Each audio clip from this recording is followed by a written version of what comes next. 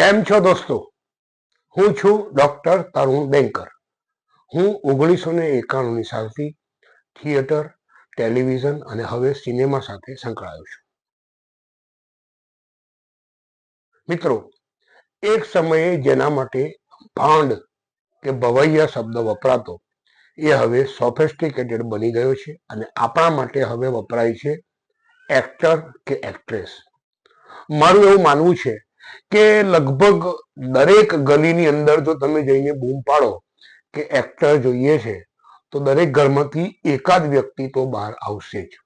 કારણ કે દરેકના મનમાં છુપો એક કીડો, એક અમે તો એને મસા કહીએ છીએ, તો એક એવો કીડો એની અંદર છુપાયેલો છે કે જેને એક્ટિંગ કરવાની ઈચ્છા છે. પણ ખરેખર શું એક્ટિંગ એટલી ઈઝી છે? મારા એક બે અનુભવોની વાત કરું તો ક્યારેક એવું બને કે મારા એક સગા મારી પાસે આવ્યા, મને કે આ છોકરાને 3-4 મહિનાનું વેકેશન છે, એને એક્ટિંગ કરાવો ને. અથવા તમને પણ એવો અનુભવ થયો હશે કે આ છોકરો ભણવામાં હોશિયાર નથી, એને એક્ટર બનાવી દો ને. શું આવી રીતે એક્ટર બની શકાય? મિત્રો, નસીરુદ્દીન શાહ કે જે બહુ જ લાજવાબ એક્ટર છે, એની એક વાત મને યાદ આવે છે કે જે રીતે તમે સાયન્સ ભણો છો, જે રીતે તમે કોમર્સ ભણો છો, જે રીતે તમે આર્ટ્સ ભણો છો, ડોક્ટર બનો છો, એન્જિનિયર બનો છો કે આઈટીના ક્ષેત્રમાં જઈને ઉચ્ચતમ અભ્યાસ કરો છો, એવી જ રીતે તમારે એક્ટિંગ, અભિનય ભણવાનો છે અથવા કરવાનો છે. જો તમારા મનમાં એવી કોઈ વાત હોય કે હું આ ક્ષેત્રમાં કાચો છું અથવા તો હું પેલા ક્ષેત્રમાં મને મજા નથી આવતી એટલે હું એક્ટર બની જાઉં, તો મહેરબાની કરીને હાથ જોડીને કહું છું, એક્ટિંગના ફિલ્ડમાં ન આવતા. કારણ કે એક્ટિંગ માટે ભણતર ઓછામાં ઓછું ગ્રેજ્યુએશન જરૂરી છે. તમે નેશનલ સ્કૂલ ઓફ ડ્રામામાં જાઓ કે FTIમાં જાઓ, તમારે એડમિશન જોઈતું હોય તો બેઝિક ક્વોલિફિકેશન છે ગ્રેજ્યુએશન. એટલે મનમાંથી એવો કોઈ પણ વહેમ હોય તો કાઢી નાખજો કે હું ભણવામાં કાચો છું એટલે એક્ટર બનીશ. મિત્રો, આજથી આપણે આ સિરીઝ શરૂ કરી છે. જો તમે પણ આ ક્ષેત્રમાં સિરિયસલી આગળ વધવા માંગતા હોવ તો અમારું આ ચેનલ અથવા ઇન્સ્ટાગ્રામ પેજ ફોલો કે સબસ્ક્રાઇબ કરી લેજો, જેથી તમને આ પ્રકારના વિડીયો સતત મળતા રહે. ગત એપિસોડમાં તમે પ્રાથમિક વાત જોઈ હશે. હવે આપણે વાત કરીએ કે એક્ટિંગ ક્યાં કરી શકાય. કારણ કે દરેકને એક્ટર બનવું છે તો એને એ પણ સમજવું પડશે કે એક્ટિંગ ક્યાં કરી શકાય. થિયેટરમાં એટલે કે રંગભૂમિ ઉપર નાટક, સ્ટ્રીટ પ્લે, ડ્રામા, એની અંદર તમે એક્ટિંગ કરી શકો. આ ઉપરાંત ટીવી સિરિયલ, અત્યારે તો ટીવી સિરિયલનો દોર છે તો ટીવી સિરિયલમાં, સિનેમાના પડદે, આ મુખ્ય 3 જગ્યા છે કે જ્યાં તમે એક્ટિંગ કરી શકો. એક્ટિંગ એટલે પરફોર્મિંગ આર્ટ. પરફોર્મિંગ આર્ટમાં આમ જોવા જઈએ તો નૃત્ય, નાટ્ય અને સંગીત, આ 3 વસ્તુ આવે. એટલે કે ગાયન, પછી નૃત્ય અને અભિનય. આમ તો જોવા જઈએ તો અભિનયની અંદર નૃત્ય પણ આવી જાય અને ક્યારેક ગાયન પણ આવી જાય.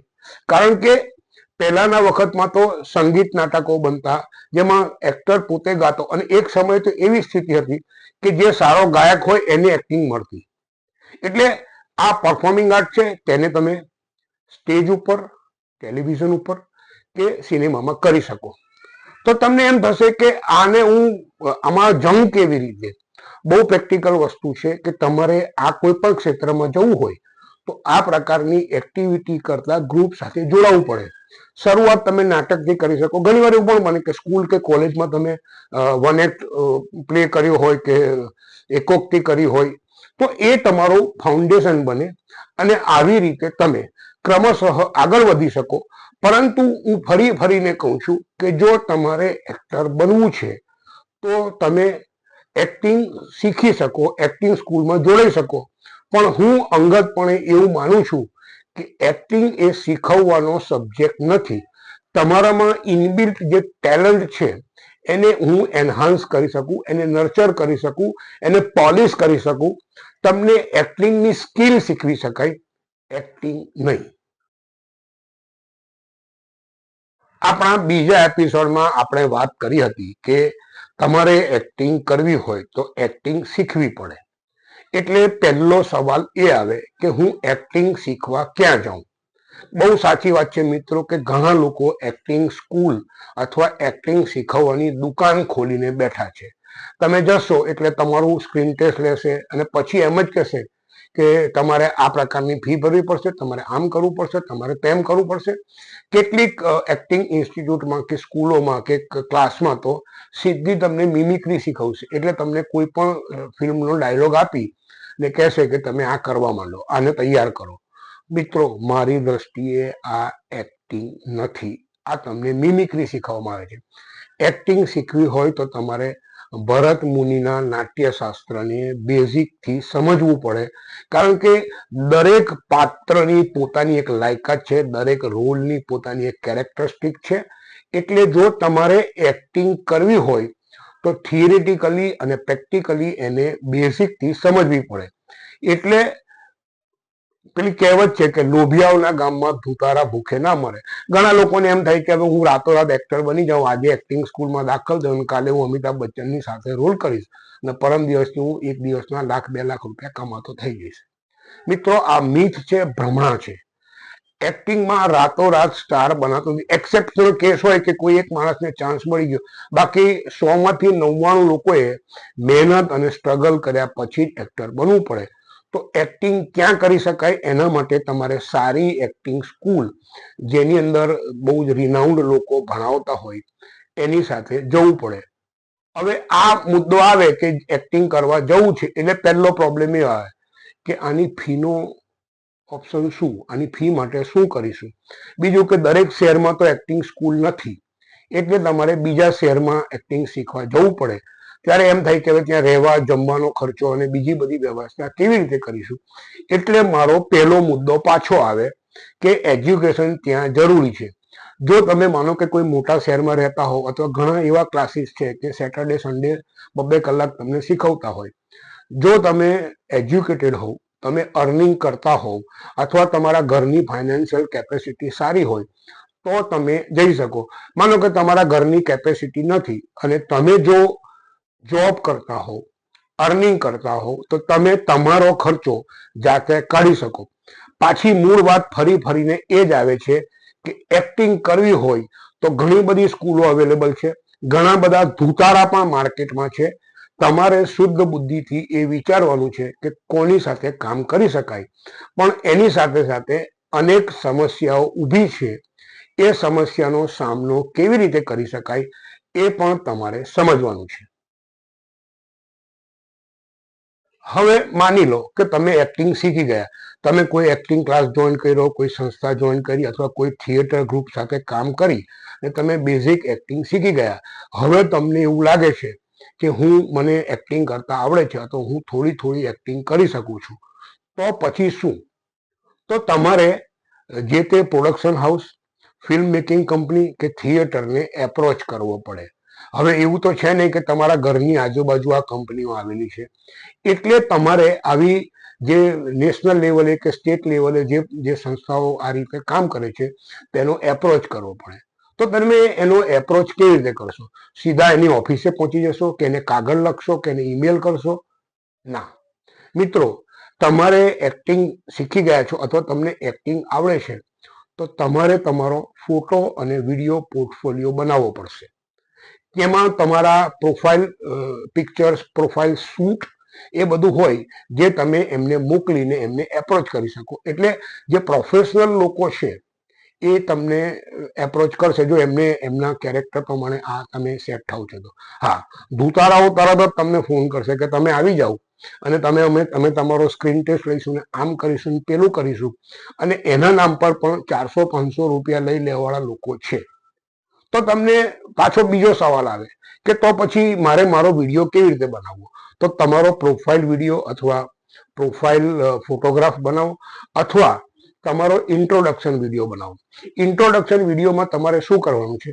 તો કે પહેલા સીધા ઉભું રહેવાનું છે, પછી તમારે તમારી આ લેફ્ટ પ્રોફાઇલ બતાવવાની છે, પછી તમારે તમારી રાઈટ પ્રોફાઇલ બતાવવાની છે, અને પછી તમારે તમારું નામ, તમારું એજ્યુકેશન, તમારી બર્થ ડેટ, તમારી હાઇટ, વેઇટ, તમને કેટલી ભાષા આવડે છે, તમારો મોબાઈલ નંબર જેવી પ્રાથમિક માહિતી ઓડિયો વિઝ્યુઅલી તૈયાર કરી અને પછી એ વિડીયો તમારે જે તે જેને એક્ટર્સની જરૂર છે એને મોકલવાની છે. આ ઉપરાંત તમે તમારા એક્ટિંગ સ્કિલનો પણ એક નાનકડો વિડીયો બનાવી શકો, જેમાં તમે કોઈ એક સ્ક્રિપ્ટ કે સ્કિટ પરફોર્મ કરીને એ લોકોને મોકલી શકો. આ બેઝિક રિક્વાયરમેન્ટ છે અને હું ફરીને કહું છું કે એક્ટિંગની ક્ષેત્રમાં આગળ વધવું હોય તો સ્ટેપ બાય સ્ટેપ આગળ વધજો. એક જ દિવસે બધું જ મેળવી લઉં એવી લાંબી છલાંગ મારવા જશો તો તકલીફમાં મુકાઈ જશો. હવે તમે આ વાત પાછી ફરી આવી કે તમે વિડીયો બનાવવા ગયા એટલે તમારો એક્ટિંગનો વિડીયો, તો બેઝિક વસ્તુ છે કે તમે જે દેખાવ છો એવા હોવા જોઈએ, પણ તમારે બેઝિક મેકઅપ કર્યા પછી અને સરસ રીતે લાઇટિંગ રાખ્યા પછી આ પ્રકારનો વિડીયો બનાવવો જોઈએ. તો એના માટે તમે દર વખતે મેકઅપ મેનને બોલાવશો કે મેકઅપ મેન પાસે જશો તો એ ટેકનિકલી પોસિબલ નથી. એટલે એક્ટરને બેઝિક મેકઅપ પોતાનો કરતા પણ આવડવું જોઈએ, પોતાની હેરસ્ટાઇલ પણ વ્યવસ્થિત કરતા આવડવું જોઈએ, થોડુંક ઊભા રહીને કેવી રીતે બોલી શકાય, કેવી રીતે પરફોર્મ કરી શકાય એ વાતને પણ સમજવી પડશે. અને આ બધી વાત તમને એક્ટિંગ સ્કૂલ અથવા તો તમે કોઈ થિયેટર કે ટેલિવિઝન કે કોઈ કંપની સાથે કામ કરતા હોય તો ત્યાં રહીને પણ તમે શીખી શકો. મિત્રો, ગત એપિસોડમાં આપણે એક્ટિંગ વિડીયો બનાવવાની વાત કરી હતી. આપણે એક્ટિંગ વિડીયો બનાવતી વખતે કઈ પ્રાઇમરી બાબતો ધ્યાનમાં રાખવી જોઈએ એ પણ સમજવી પડશે. તમે જો એક્ટિંગ શીખ્યા છો અથવા તમે એનો એક્સપિરિયન્સ લીધો છે તો તમને ખબર હોવી જોઈએ કે બેઝિક એક્ટિંગ 4 પ્રકારની હોય.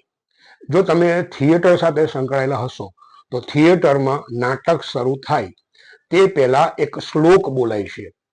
આંગિકમ ભુવનમ યસ્ય વાચિકમ સર્વવાંગમયમ આહાર્યમ ચંદ્ર તારાદિ તમ નમઃ સાત્વિકમ શિવમ.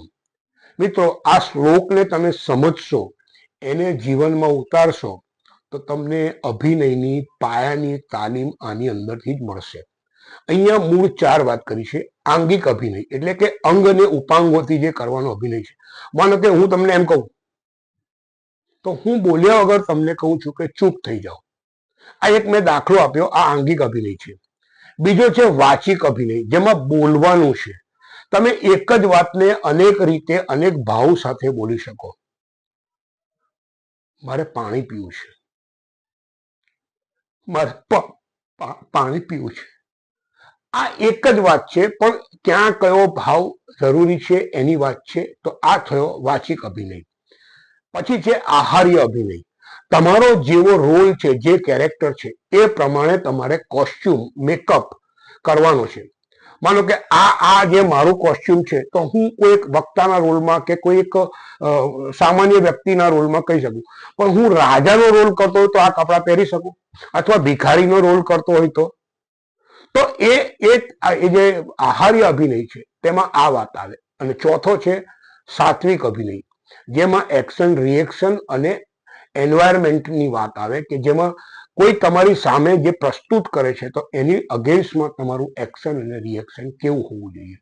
તો આવી બધી બેઝિક માહિતી સાથે તમે જો તમારો ઇન્ટ્રોડક્શન વિડીયો બનાવશો તો સામેવાળાને ખબર પડી જશે કે આ એને શું કર્યું છે. તમે કોઈ પણ વિડીયો બનાવો, તમારે તમારી જાતને સવાલ કરવો પડશે કે આ કોનો વિડીયો છે, આ કોણ છે, જે પરફોર્મ કરે છે તે કોણ છે, એની ઉંમર કેટલી છે, એનું એન્વાયરમેન્ટલ માહોલ કેવો છે. અને એ બધી વસ્તુઓ જેને આપણે કેરેક્ટર બિલ્ડિંગની પ્રોસેસ કહીએ. આપણે બેઝિક બહુ ડિટેલમાં જઈશું બીજા બધા એપિસોડમાં, ત્યારે આ બધી વાત કરીશું. પરંતુ એક્ટિંગનો ઇન્ટ્રોડક્શન વિડીયો અથવા એક્ટિંગ વિડીયો બનાવતી વખતે આટલી બાબતો ધ્યાનમાં રાખવી અત્યંત આવશ્યક છે. હવે આપણે એવું માની લઈએ કે તમે એક્ટિંગના ક્લાસીસ કરી લીધા અથવા એનો એક્સપિરિયન્સ કરી લીધો, તમને બેઝિક એક્ટિંગ ખબર પડી ગઈ છે, તમે એક્ટિંગના ઇન્ટ્રોડક્શન વિડીયો બનાવી લીધો છે, પોર્ટફોલિયો બનાવી લીધો છે અથવા એક્ટિંગ વિડીયો બનાવી લીધો છે. આ બધી તમે પ્રાથમિક તૈયારી કરી લીધી, તમારો એક નાનકડો સરસ રિઝ્યુમ બનાવી દીધો છે. તો હવે સવાલ એ આવશે કે હવે તમે કોનો એપ્રોચ કરશો. મિત્રો, સોશિયલ મીડિયાના જમાનામાં ઘણી બધી કાસ્ટિંગ એજન્સીઓ છે, ઘણા બધા કાસ્ટિંગ ડિરેક્ટરો છે, ઘણા બધા એવા ગ્રુપ્સ છે કે જેમાં તમને ઓડિશનની માહિતી મળશે. એવા પણ ગ્રુપ છે, એવા પણ લોકો છે કે જે તમને તમારી પાસેથી 200-500-1000 રૂપિયા ખેરવી લેવાની ફિરાકમાં બેઠા પણ હશે. ત્યારે તમારે શુદ્ધ બુદ્ધિથી એવા સારા ગ્રુપો શોધવાના છે, એવા સારા કાસ્ટિંગ ડિરેક્ટર શોધવાના છે, એવા સારી સંસ્થા અથવા તો જે પ્રોડક્શન હાઉસ છે તે શોધવાના છે કે તમને પ્રોપર એ લોકો બોલાવે. માનો કે તમને ઓડિશન માટે કોઈ બોલાવે તો ઘણીવાર એવું બને છે કે તમને એડવાન્સમાં સ્ક્રિપ્ટ મળી જાય કે ભાઈ આ તૈયાર કરીને આવજો, અથવા તમે ત્યાં જાઓ ત્યારે તમને સ્ક્રિપ્ટ આપવામાં આવે અને તમને કહેવામાં આવે કે 5 મિનિટ કે 10 મિનિટ પછી તમારે આ વસ્તુ અહીંયા કેમેરા સામે પરફોર્મ કરવાની છે. મિત્રો, ઘણી બધી જગ્યાએ એવું પણ બને છે કે કાસ્ટિંગ અથવા તમારા ઓડિશનના નામ પર પણ તમારી પાસે પૈસા માંગવામાં આવે છે. જેવી રીતે કે ભાઈ આ ફોર્મ ભરી દો, તો કે આ ફોર્મની કિંમત 100 રૂપિયા, તમારો ઓડિયો વિઝ્યુઅલ ઓડિશન રેકોર્ડ કરીશું તો એની કિંમત 200-300 રૂપિયા, 500 રૂપિયા. ઘણીવાર એવું બને કે તમને કોઈ જગ્યાએ બોલાવે કે ભાઈ તમે આપણે અહીંયા આવો, આપણે મળીએ, આપણે વાત કરીએ. અને ઘણા એવા લોકો બી છે કે તમને કોઈ હોટલમાં બોલાવીને તમારા ખર્ચે ચા પાણી નાસ્તો કે જમવાનું કે મુંબઈ જેવું શહેર હોય તો 1-2 ડ્રિંક્સ પણ લઈ લે અને એ 500, 1000, 2000 રૂપિયાનો ખર્ચો તમારી પાસે કરાવી લે. મિત્રો, જેટલું સારું છે એટલું ખરાબ પણ છે. એટલે તમારે ઓડિશન આપવા માટે સારા ગ્રુપોની પસંદગી કરવાની છે. સારા ગ્રુપો એવા છે કે એ લોકો તમને યોગ્ય લાગશે તો બોલાવશે. એ લોકો એક પણ પૈસો તમારી પાસેથી ચાર્જ કરશે નહીં. એવા ઘણા કાસ્ટિંગ ડિરેક્ટરો પણ છે કે જે તમારા માટે રોલની વ્યવસ્થા કરી આપશે.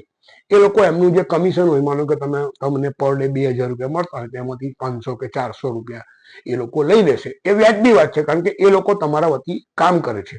પરંતુ એક્ટિંગ શીખ્યા પછી એક્ટિંગના ઓડિશનમાં જાઓ ત્યારે કાળજી રાખજો, નહીં તો એવું પણ બનશે કે તમે કોઈની ઠગાઈનો ભોગ બનશો. 7 એપિસોડની આપણી આ સિરીઝનો આજે છેલ્લો અને 7મો એપિસોડ.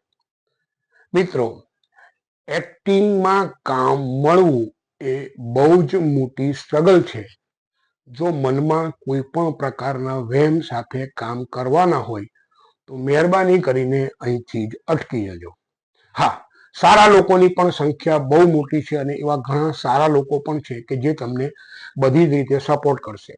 પરંતુ એક સીધીને ટૂંકીને ટચ વાત છે કે બેઝિક તમે તમારા શહેરથી અથવા આસપાસના વિસ્તારથી શરૂ કરજો.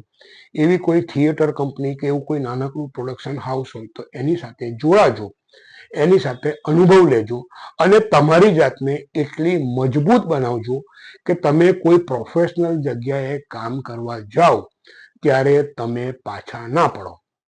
ઘણા સારા એવા પ્રોડક્શન હાઉસ છે કે ઘણી સારી એવી ફિલ્મ મેકિંગ કે ટીવી સિરિયલ મેકિંગ કે થિયેટર કંપની છે કે જે લોકો તમને ઇન્ટર્ન તરીકે હાયર કરશે. ઇન્ટર્નનો મતલબ એ છે કે તમને શક્યતઃ પગાર નહીં મળે, તમારે ભરપૂર કામ કરવું પડશે. પરંતુ આ જે સારી કંપનીઓ છે એ ઇન્ટર્ન રાખ્યા પછી તમને એટલીસ્ટ જેટલો સમય તમે ફ્લોર ઉપર અથવા પ્રોડક્શનમાં સાથે છો તે સમયે ચા પાણી નાસ્તો જમવાનું જે બી કંઈક સમય પ્રમાણે આપશે. ઘણા સારા લોકો તમને આવવા જવાનું ભાડું પણ આપે છે, ઘણા લોકો નથી પણ આપતા અને અમુક જગ્યાએ તમને મહિને 2-4 હજાર રૂપિયા, 5,000 રૂપિયા ઇન્ટર્ન તરીકે પેમેન્ટ પણ આપશે. પરંતુ અહીં આવા સારા પ્રોડક્શન હાઉસમાં ઇન્ટર્ન તરીકે તમે જો ડેડિકેટેડલી હાર્ડ વર્કિંગલી મહેનત કરશો તો ચોક્કસ તમને આગળ જતા એનું ફળ મળશે. કારણ કે કોઈ પણ વસ્તુ ઇઝી બની નથી. તમે રાજ કપૂરના કે સલમાન ખાનના કે વિધુ વિનોદ ચોપરાના કે એવા કોઈ મોટા ખાનદાનમાં પેદા થયા નથી કે તમને લોન્ચ કરનાર કોઈ માણસ મળી જાય.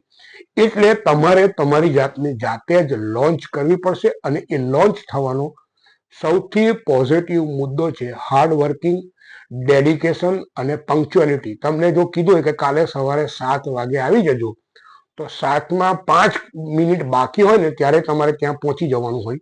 જો આવી રીતે તમે ડેડિકેટેડલી કામ કરશો તો ચોક્કસ તમને પોઝિટિવ લોકોનું સમર્થન મળશે.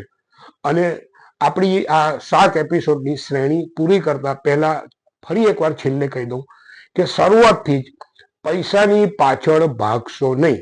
શરૂઆતમાં ફ્રીમાં કામ કરવું પડે તો પણ કરજો, કારણ તમારી લાયકાત જ્યાં સુધી પૈસા માંગવાની નથી ત્યાં સુધી પૈસા માંગશો તો તમને એનું માઠું પરિણામ જ ભોગવવું પડશે. એટલે શરૂઆત લો મની અથવા એકદમ ટોકન મની સાથે કરો, ડેડિકેટેડલી કામ કરો. મને પૂરેપૂરી અપેક્ષા છે કે આપણે સફળ થઈશું. મેરે પાસ માલ સિનેમા.